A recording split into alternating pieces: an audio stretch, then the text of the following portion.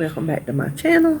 This week we are going to make some new things and some oldies but goodies, but I wanted to share with you a cookbook.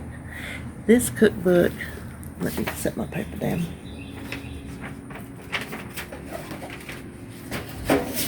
I'm sorry, I should have had that over there already. This cookbook is from, you can see, 60 years. You can see all the recipes, 757 recipes to be exact. How do I know that, you say? Because I typed it. Every single one of it. They wanted to do a 60-year celebration fundraising cookbook. I volunteered my services because I was all into all the, homemaking, cooking, the whole 9 yards, organizing my recipes. Like every other week, it seems like I was doing something. I even had a little website I worked on and all kind of stuff. So I offered my services and got up a committee, and the committee had one person. Me. That was it. Me. So I did all the organizing. I gathered all the recipes from all the ladies and some gentlemen. Contacted the company. Got the software on my computer. Typed them all in. Everything that had to be done. Got the proof back. Got up and asked for help to proofread it, and my committee expanded, as luck would have it, from 1 to 2. One lady volunteered to help me proofread this cookbook. So this was a major labor of love, and you know what? I didn't begrudge a single keystroke that went into this cookbook.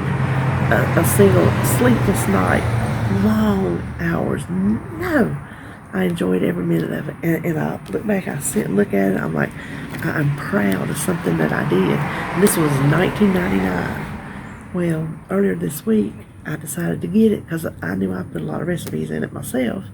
And I wanted to go through and just see what all I had contributed, because it's been a while since I've looked through this thing. Well, I contributed a whole lot more than I realized, and I came across, let me get the menu now. I came across my Mexican lasagna. I knew I had a recipe. It was long gone, couldn't find it anywhere. Lo and behold, I had put it in the cookbook.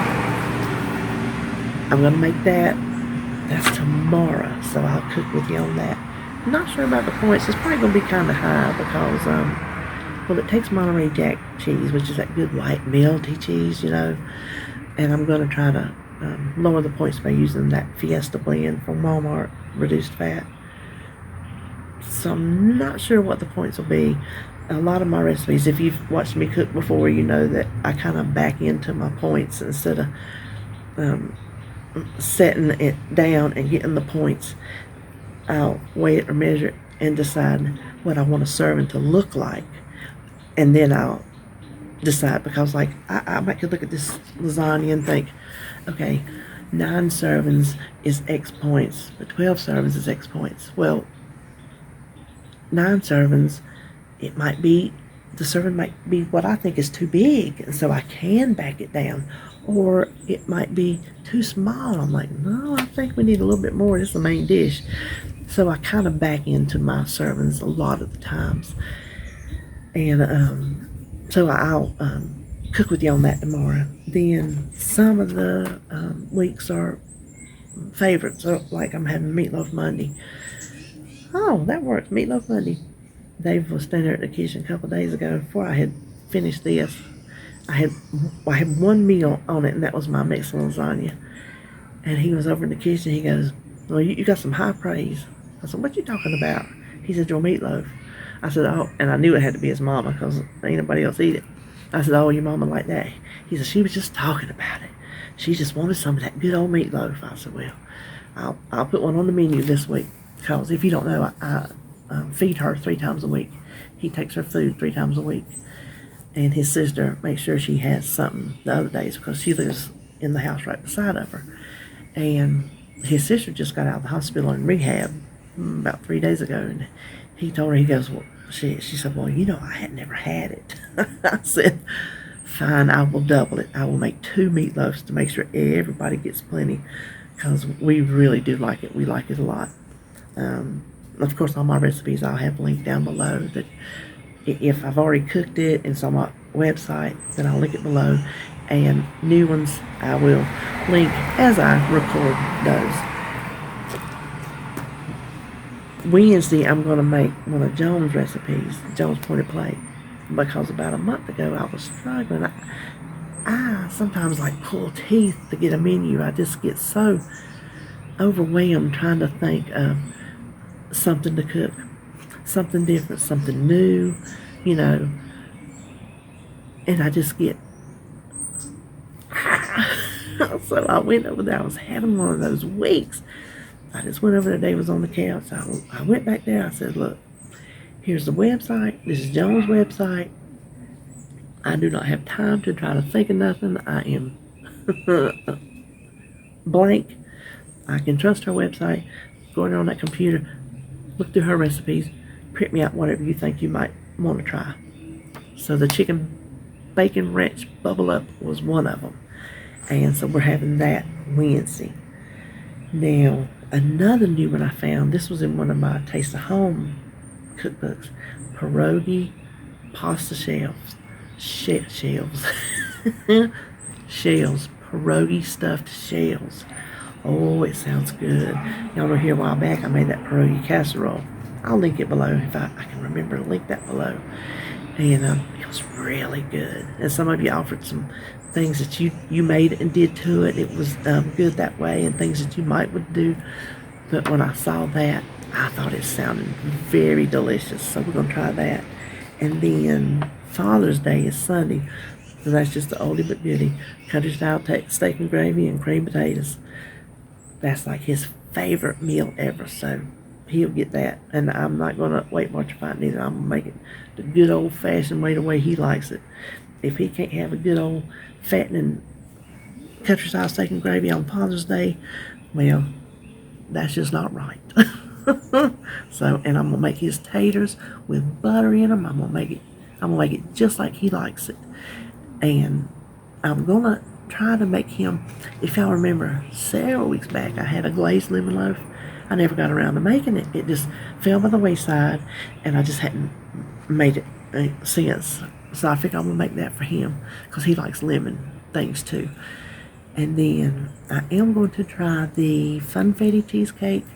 The chocolate mocha, I liked it, but it was too thin in that 10-inch springform pan. And then last week, the pumpkin, didn't care for it, and it was too thick in my pie plate. My pie plate was a 9-inch, but I don't know if the way it was made is the Pepper Chef stoneware. It was very thick and would not stay together when I scooped it out. And it didn't matter because I did not care for the taste. It was way too yogurty for me. So this week I'm going to try the funfetti. I'm going to try one more. Well, I think she has another chocolate. If I don't like the non-chocolate ones, at least I know. I don't know if it's something about that cocoa powder that helps disguise that yogurt. I mean, you could taste it, but it was not so strong that I didn't like it, because I did like it. So I'm going to try the funfetti, but I'm going to try it in my square baking dish to see if I cut it in 9 squares, if it's easier to scoop out and stays together better than the pie plate. And then I don't want to make it that thin in the spring form anymore, so that's going to be an experiment. And then I also I'm going to try to make a cinnamon dip.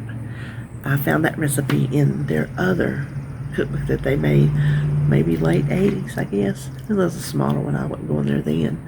And it's really easy. It's just cinnamon and some stuff in it, seasonings, spices, whatever. Cinnamon, obviously, but I'm going to substitute and use fat-free cream cheese to keep those points down, and I hope that's going to be good. I'm going to make that to go with some pretzels. So I think that's all that I'm going to cook new, and the rest will be just, oldies but goodies, plain, and I am going to eat out Saturday. For the longest, did I have something on me? For the longest time, when this pandemic first started, I cooked every day for 2 months, and I've got to get back to my 1 day off a week. I just have to, because I'm just getting, it's a lot on me. So I did go back to put my eating out on Saturday, and not sure if I'll have Sebastian this weekend or not. Depends on how I feel. So I'll do my meal prepping either Saturday or Sunday. Well, I guess Saturday since it's Father's Day Sunday. Of course, that don't mean nothing. He might be out down yonder mowing, working on a vehicle. He need to change something on my car one of these days. He might get an extra run at work because he'll work. He don't care. If there's work to be done, he's on it. Hardest working man I know. No joke. Hardest working man I know. So, he's a good provider. He's a good husband. He's a good father. Do we drive each other crazy? I think that's every marriage. That's going to happen. But he's a good one. I got a good one. I really did. So, that's it. I'm going to put my little clips in of the whole menu. And I hope you'll come back with me all next week and see what I'm going to cook. The new stuff. And anything else I can think. I got a few things I'm working on. I just got to get around to doing them. And so that's it. I will talk to you later. Have a good one.